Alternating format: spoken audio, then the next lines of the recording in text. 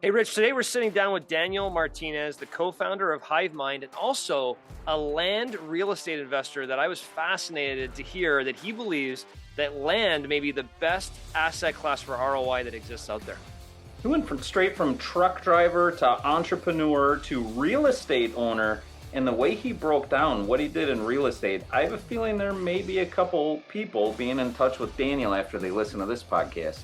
Yeah, no question. I just love his energy. Young gentleman here who's trying to really find his entrepreneurial routes, and I think he's really found it with this SaaS as a product here, Hive. But then also when he starts talking about the real estate course he's coming out for buying land, just a fascinating conversation all the way around. Here's Daniel Martinez. This episode is being brought to you by ROI Ventures. We all know that digital marketing is vital to our company's growth. Unfortunately, many of us entrepreneurs don't know where to start. We simply feel overwhelmed by acronyms like CTA, CRM, and GA. It's time for all of us to stop feeling stuck because our partners at ROI Ventures have the experience and track record to get us moving in the right direction. Want to learn more? Go to ioiventures.com/EU and sign up for your free 30-minute consultation. Daniel, welcome to the Entrepreneurs United podcast. Thanks for having me. I am excited to be here and excited where this goes. Awesome. So are we. Tell us about Hive. Let's just start right there. What are you doing with that business? So Hivemind is a SaaS company that we help businesses, usually 5 to 10 employees or less, or solopreneurs, accelerate and automate their business. So we help a lot of different types of businesses, but our main niche is like real estate because I'm a real estate investor too. But we help all different types of niches from car sales to podcasters to, it's just a software CRM. So you always want to build up your list, convert that list into products, and then hopefully upsell them into your higher tier products and services. Okay, got it.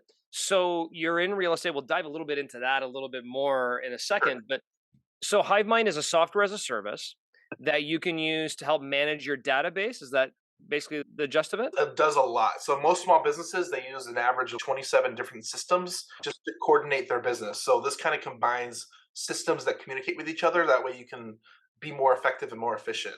So texting, Okay. emailing, cold calling, there's a dialer, there's a phone system, we have an app. You can send invoices. We integrate with Stripe, QuickBooks, Google, Facebook ads, Google ads. So no matter what type of marketing you're doing, or like groups too. So there's a lot of different integrations to build your list, convert that list, send invoices, collect payment, all that stuff. Check out Okay. pages.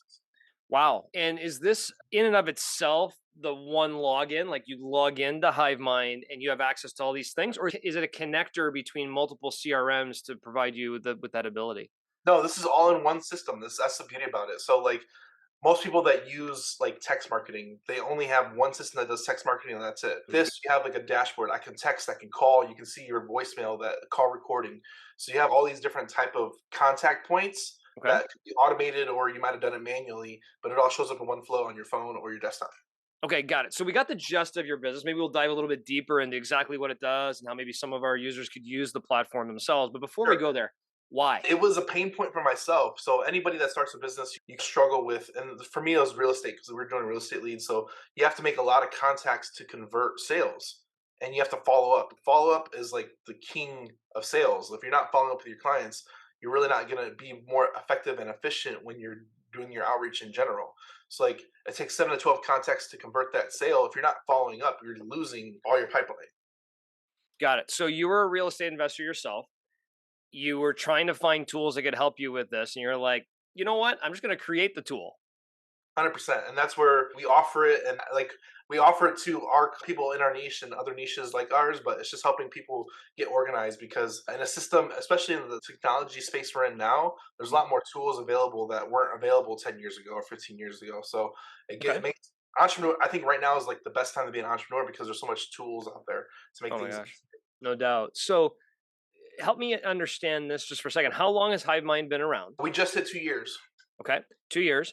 And is this your brainchild in terms of the thought process that went into Hivemind? And for those who can't see it, you have your graphic of Hivemind, which basically looks like the inner workings of a brain and all the different connection points. But is this your brainchild, or are you also the lead programmer who said, you know what, I'm just going to build this thing and then built the product around your vision? Yes and no. So this is the beauty about business nowadays is that you don't have to, I don't know how to code. I don't know how to program. Okay, perfect. One of those things where you can facilitate and create your own vision with resources that are already out there. So think of automotive shop. Automotive shop, you have the engine, you might have the body, you might have the transmission, the wheels, all that stuff. there's programs out there that you can build and customize and create your own product. And that's what we did. Awesome. So you used different technologies that were out there to bring it together to create your vision and your brand of what you wanted the experience to be without Correct. really knowing how to code, which is true entrepreneurism in my mind. Is you have a vision and you figure out a way to bring it together. You don't have to be the coder or the operator of the business. 100%. Okay, love it. So 2 years before I even get back to the history of why you started this and a little bit more about your background in real estate and whatnot, how's it going? What are some of the successes and challenges that you've had in starting up this, basically this tech startup? Successes, we just hit 1 million in revenue under 2 years. Nice. We've had 16 clients hit six-figure months, that's my personal business why is like, that was a huge thing for me because I had a client that was using paperwork and little notepads like this on their desk and spreadsheets literally come into the system and have a six-figure month. I'm like, okay, this is where it's at. If I can have one do it, I can have thousands. So we've already had 16 clients hit six-figure months, and some of those have hit it multiple times. So now we're like creating millionaires at this point. We're like, okay, now we're creating six-figure months. We're creating millionaires potentially. So this is really getting into a not just a dangerous space, but a cool space where like Yeah. we're really making effect because now that 100,000 that probably fed a couple VAs, that probably fed a couple salespeople. Now we're feeding a lot of the general economy in a lot of different places. So it's kind of cool to affect change in that way. Mm.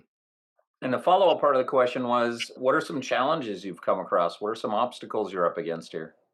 Challenges. I would say challenges is people struggle with new things, and it's always really hard to train or smooth out that process where people can onboard because people do not stay very long and they churn out if they don't understand it. So it's the challenge is like people that aren't going to be technologically savvy. Hey, I know it works. I know you can work it, but I just get overwhelmed. And there's a lot of entrepreneurs in that space where this isn't my strongest part, and I don't want to deal with it. So how do you mitigate that risk? That's a pretty universal thing. You started with struggling with new things, and it's like, okay, got it. A lot of people are intimidated by technology. Change management is a science and an art form itself. So what do you do about that? So there's two things, and it's usually based off the customer themselves. There's a DIY. I want to figure it out how to do it, and I want to learn how to use it myself. And then you have the I think not necessarily higher level people, but people that understand business. They're like, I don't care how it works. I want it to do this. Can you do it for me? And there's two different mindsets that come with that because some people understand it's a powerful tool, and they're like, I don't have time to learn how to use this. Can you just do this for me and just set it off? Yeah, okay, we can do that. Then we have other customers like, I want to learn how to do this all myself because I can't afford maybe to hire somebody. I don't have any other capacity to hire a VA to handle this for me. And then they get stuck in that rut of I'm the best person that's suited for this position, and I'm the only one that can do it. And I think that's part of this. So a lot of solopreneurs get stuck in that rut where they think that they're the best solution for every problem, which is wrong. Got it. So you cater to two sides. One is the person who says, I want to go explore the capacity of the technology and DIY, and you make that available. The other side is somebody that says, I don't want to explore what you have. Here's what I need it to do. And they advocate for their needs, is what I heard. 100%. And like I said, I have like really like engineer, tech savvy type people. They'll come into this thing and they'll just off to the races because they understand it. And like technology is like you either understand it or you don't, or you have some like basic understanding of it. So the people that have a basic understanding or advanced understanding of it, they go off to the races. But then I have clients that are like, I don't care what it does. I just need it to do this one thing. And I have clients, I have a client, he's a Neanderthal. I don't care what it does. I just want to learn how to text. I'm like, all right. So I showed him how to text in 2 days. I showed him like, here's how you text. Just follow these one to five processes, and that's it. Don't even worry about any of the buttons. Don't click on the left. Don't click on the right. Just do these one thing over and over again, and you get results. He ended up getting a real estate contract in 5 days, and he's been with me for over a year, and he still knows just how to text. He doesn't do anything else in the system, and that's one of the things where I try and if you struggle with technology, figure out what that one need is, and harness that skill and just don't worry about anything else. Don't get stuck in the weeds. And is Salesforce an integration partner for you, or are they competition? Competition. And here's the guy that brought up Salesforce. There's a lot of products out there that do similarly what I do. Salesforce, they're going to charge you 60 grand for a custom automation built thing. They're just very expensive because they're publicly traded. They're looking for they're looking for that top dollar and the thousands of customers in large organizations. Which, like I said, I'm more focused on small entrepreneurs, 5 to 10 employees or less, or solopreneurs that really haven't used automation before and looking for the next step up. Where Salesforce might be at like a higher level more than me because they build out custom automation. And if you have the capacity, whether to lay out your SOPs and the capital to them to actually build it for you, that's maybe like a custom option for you. Okay. And I'm not looking for an exact quote, but you had said Salesforce is 60 grand. What can people expect from you? Ballpark. So everything's pre-built. So as long as you like, it depends what capacity you want to use it. But people that understand what they're doing, like we can even build it out for you. As long as you understand, hey, I want it to do this and this, my team can do it. What can people expect price-wise? Because I'm sure if I talk to Salesforce and I said, how much is it? They're going to go, well, it depends on what you want to do. And do you want this upgrade and that upgrade? And you just flat said, Salesforce, 60 grand. What is your flat number for yourself that you go, here's what people can roughly expect from us? 60 grand versus, do you want Hivemind? Here's where we're at. Ours is we charge our lowest plan is $149 a month. And then depending on how much you need build outs, like we charge $25 an hour per build out, but my team is very efficient and effective that you might only need 5 hours depending on how much you want to do. So it might cost you maybe $300-400 just to get something going, and you're off to the races for $150 a month. 150 per month. Yeah. So you're talking 60 grand versus, which I think from my little bit of experience with Salesforce, 60 grand over the course of a year versus $150 a month with you. And you specialize with smaller business and entrepreneurs, of which you are one, obviously, yourself.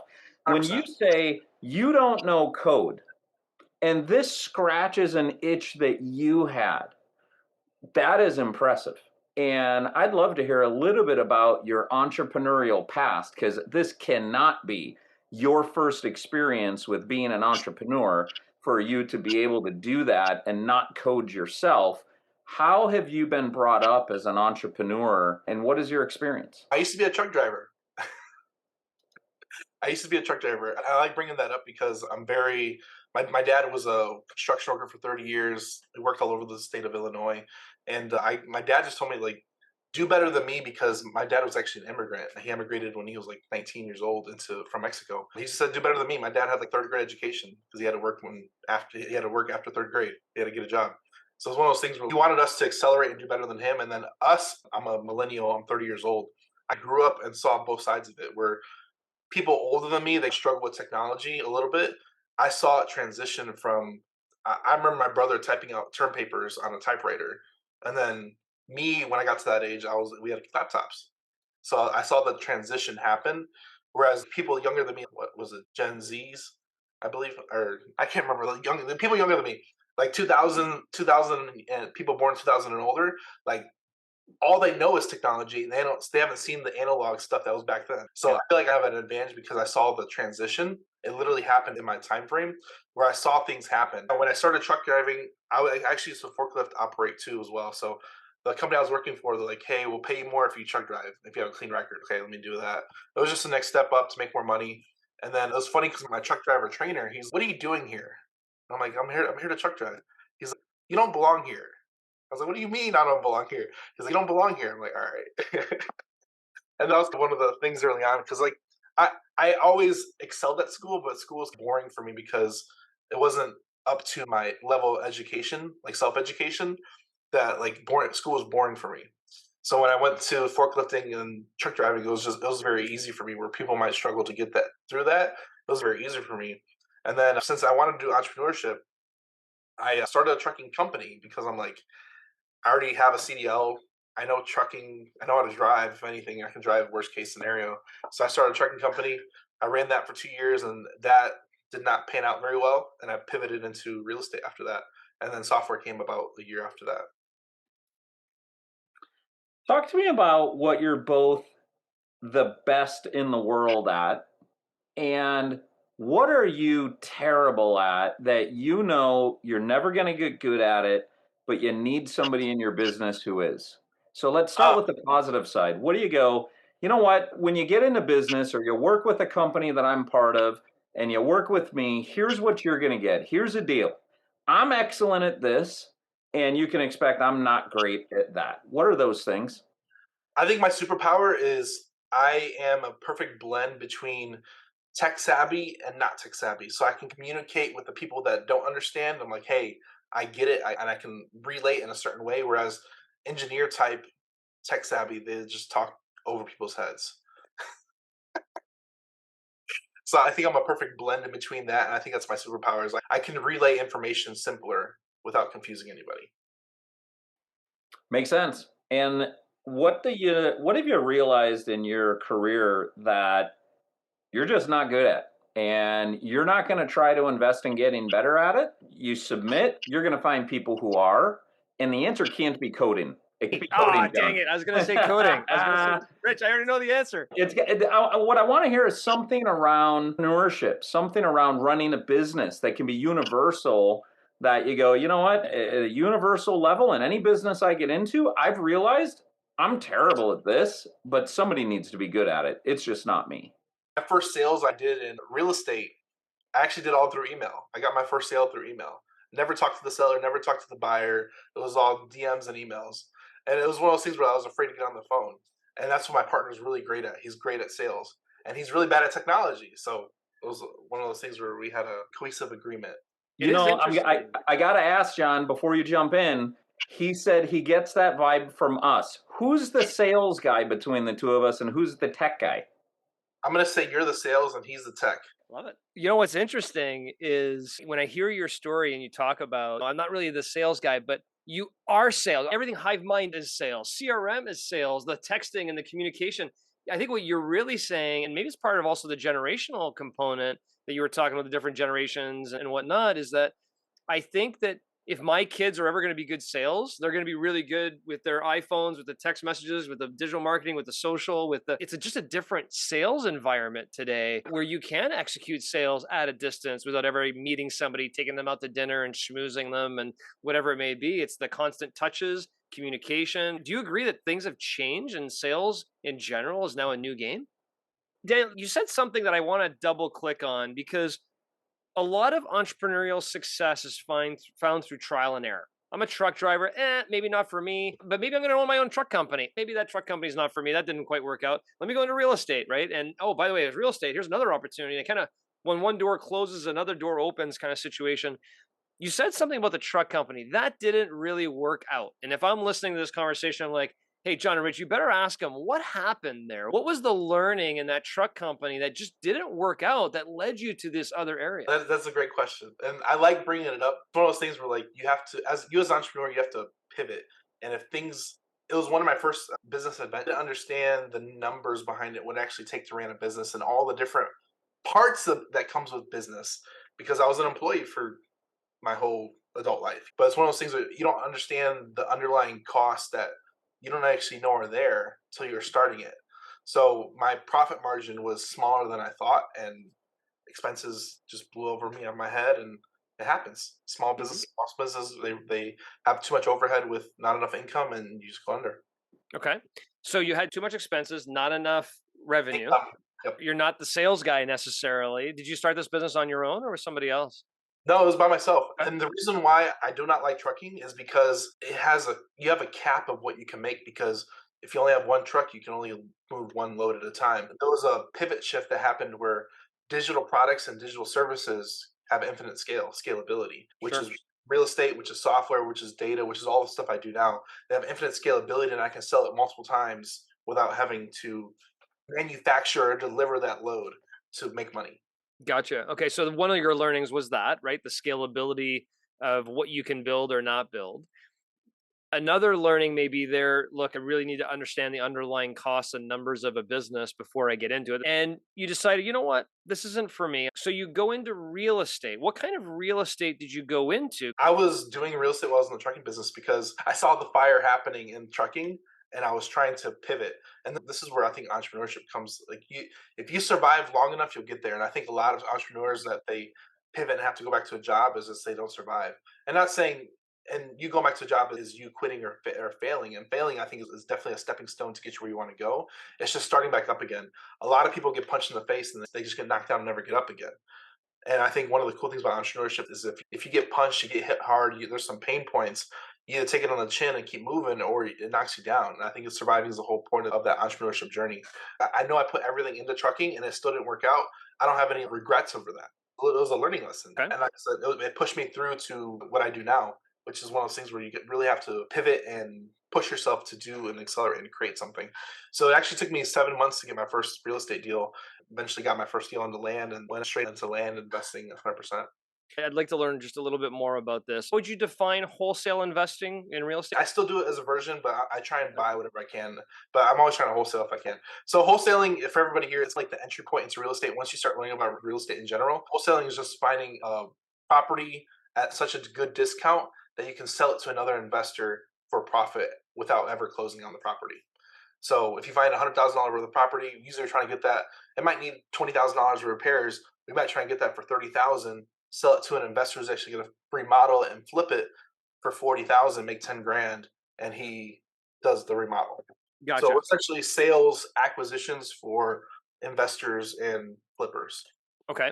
And is that the type of real estate you do today as well? We still do versions of it, but right now we acquire. So we acquire land all over the U.S. right now. We own 100 acres in Texas, 9 in Florida, and we are under contract to buy another 600 all over Texas. We're looking at a deal in North Carolina, and we just sent a contract out for $7 million for 600 acres in Texas. Fascinating. Educate me on that. What's the goal of buying these parcels of land? Is it a hold strategy No. because you're buying it in good markets, or is it, hey, we're buying it because we're going to flip it to somebody else here in the future?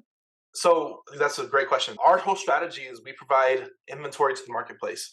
So the reason why we go after large land tracts is because not everybody can afford, let's say, for instance, 100 acres.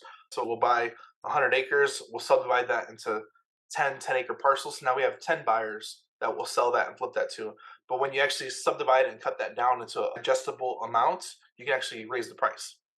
Interesting. For lack of a better example, you buy a 100-acre parcel for $1 million, but you divide it into 10 parcels and you sell them all for $150,000.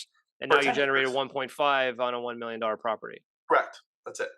Interesting. And so when you're looking at that piece of land, you're looking at a piece of land that you know people would want to develop either residentially or commercially in order to subdivide it and then resell it. It's not even developed. Some people will hold it. Some of our buyers are mobile home flippers, so they'll actually buy the land, put a mobile home on it, and then sell it again. We work with a lot of minorities that will come build a house on it. They'll do a lot of different strategies. We work with hunters a lot. They'll come and hunt on the land, recreational use, or a four-wheel on it. So we work with a lot of different types of buyers. Wow, fascinating. 'Cause when you hear about real estate investing, you always hear about buy an apartment building, rent it out, or buy some homes and rent it out, commercial property, rent it out. The idea of buying parcels of land and subdividing it and selling it back out is a very interesting one. It's, and in my opinion, it's the best ROI than any other asset class. For instance, I'm going to buy this $100,000 house. I'm doing the 1% rule. It rents for $1,000 a month. With my debt, I'm going to make $300 cash flow per month, $3,600 a month. I got to put some capex and stuff for repairs. I might make $2,000 on this rental over the year. We did a lot. For instance, you might make 200, 300, like $500 on a rental per month on cash flow is really good. So this is a deal we did about a year and a half ago for land, $35,000 lot. We got it under contract for $8,000. We sold it for $8,000 down, $500 a month for 5 years. So with a $35,000 lot, we created the equivalent as a rental and created the same amount of cash flow, but we're act as the bank with no repairs, no tenants, no vacancy, nothing. Zero headaches. Wow. That's a pretty bold statement. Rich, when was the last time you've had a guest say, this is the best ROI in any single asset class? And I get it. The idea of having a rental property and the headaches and the improvements and the try and make your cash flow now seems so daunting that I've done it a couple times and my wife won't even let me touch it anymore. She's like, that was just not worth it. But the way you're describing it is fascinating to me because there is a lot of land plots. I think, how do you select the right plot that you know someone's going to want to purchase is maybe the trick, right? So how do you guys go about that practice? Because you could buy a piece of land that no one ever wants. I see lots up for sale that have been sale for 10, 15 years. No one's touched them. 100%. That's the beauty about what we do. So why doesn't land sell? Number one rule in land is proximity. Proximity to what? everything. So our number one rule of thumb is proximity to the city, proximity to the school, proximity to an airport. So our like sweet spot is 60 minutes within any major city in the US. Why? Remember, our buyers are people that can afford it. They're usually willing to travel because they have the capability to do that. So people are willing to travel for that and have that access. So we're usually looking for something within 60 minutes. We're looking for 1 acre or more. We don't want to buy info lots. And what are info lots? It might be you drive through a neighborhood and there's a house and a vacant lot and a house. We don't like those because essentially that property is only valued based off of whatever the houses are selling for in the area. With land, it has no ceiling. Think about that. There's no verifiable comps. I can sell it for whatever I want. When what determines what I'm going to sell it for? It's based off of what a buyer is willing to pay for. It's simple economics. When we sell land, we're creating comps because we're not selling from cash. The reason why that land is sitting on the market for 2 years is because they want cash. Gotcha. So if we create a win-win scenario where we can finance, and here's the other thing, banks won't lend on land. There's a very small number of banks that lend on land. So if we're creating and acquiring underpriced land and selling it seller finance, we benefit both sides of it. I did an example for we're launching a course on land investing and talk about getting a 50% return pretty easily, which is unheard of. Yeah, this is the last place I thought we were going to end up in this conversation, talking about Hivemind and your entrepreneurial journey and truck company. And to just here's an opportunity of buying land that I actually have never really digested. And as you talk about it, creating the win-win and really becoming a bank by owning land property and reselling it where there potentially is no ceiling because you just continue to get paid on it on an annuity and not have the headaches and everything else. I think it's fantastic. And I just love your initiative to be like, you know what? I'm going to just keep figuring this thing out. I'm going to figure out the land thing. I'm going to get the hive going. I'm going to just continue to build my entrepreneurial roots from back to your point when you talked about your dad, right? He's like, hey, I want you to go kick some butt and take all these tools and talents that you have as an individual and go make it happen. And you're obviously doing that. So fantastic conversation. Love to have you on as a guest today. And I'd like to just ask this one last question. If you had one piece of advice for an up and coming entrepreneur who's trying to find their spot where they can actually create success, create business, and really kick some butt as an entrepreneur, what would that one piece of advice be? I would focus on getting your first sale. A lot of people they always have these hypothetical ideas, and you see it on Shark Tank all the time. I fundraised $10 million, and what's your sales look like? Yep. Focus on getting your first sale. Focus on getting your first $100,000 in sales. Show you have a proof of concept. Bootstrap this thing to a point where you can afford to get funding on your dream product that has an actual niche in the market. You have sales to prove it. You have customer base to prove it. You have all these different things that back your claim versus a hypothetical product that doesn't even exist. You don't have to reinvent the wheel. The wheel's already in front of you. Just hop on it. Awesome. Thanks for your time today, Daniel. Thanks for having me on. Please stick around for a few more minutes while Rich and I break down this episode. Rich, how many properties have you owned and rented in the past? Not too many, not just like myself, I'm sure, but have you had any? 2. The house that you and I owned in Chicago, and then the house which was in Roselle, and then the one that I owned in Montgomery. Both of those I rented out. Both of them, I got stiffed on the last month rent. Both of them had damage that I wasn't expecting at the end, and not all that interest in it. But what Daniel talked about sounds interesting, actually. Oh my gosh. Yeah, I said it in the podcast, and I wasn't really kidding. My wife will not let me buy any more real estate property because it's such a pain. And this one, however, my eyes are perking up going, interesting. Because I do love the idea of owning real estate.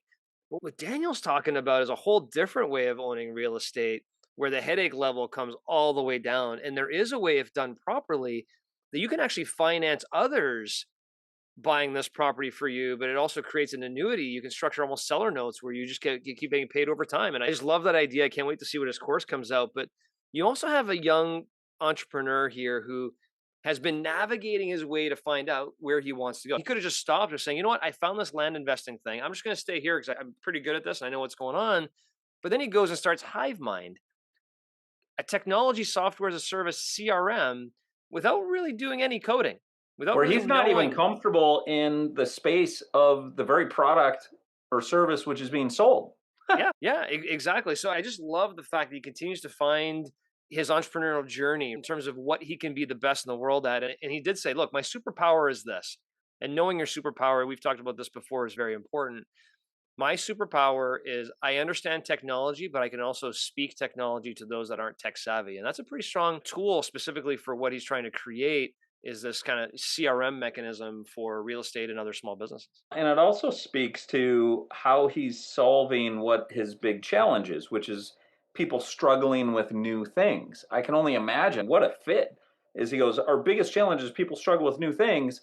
And my superpower is telling them in language that they will understand. Like, that's a perfect marriage. What's your take on him not knowing how to code? Is that, in your assessment, is that like the E-Myth, which happened to him, it sounds like, the book, The E-Myth, which, by the way, maybe we want to do that as a book review, where that happened to him as a truck driver. I'm a truck driver. I'm going to open a trucking company. Versus now he's gone completely the other way. I don't know how to code, but I know how to get coders. Do you find that in your evaluation, is that a liability for the company, or is that a strength for the company that he can stay in his own lane? I could see it both ways. I think it's an absolute strength. And I think the key to what he also mentioned in there, Rich, is I'm not 100% sure that he actually hires code. I think he hires process engineers of sorts, because all of the technology that you could imagine exists out there.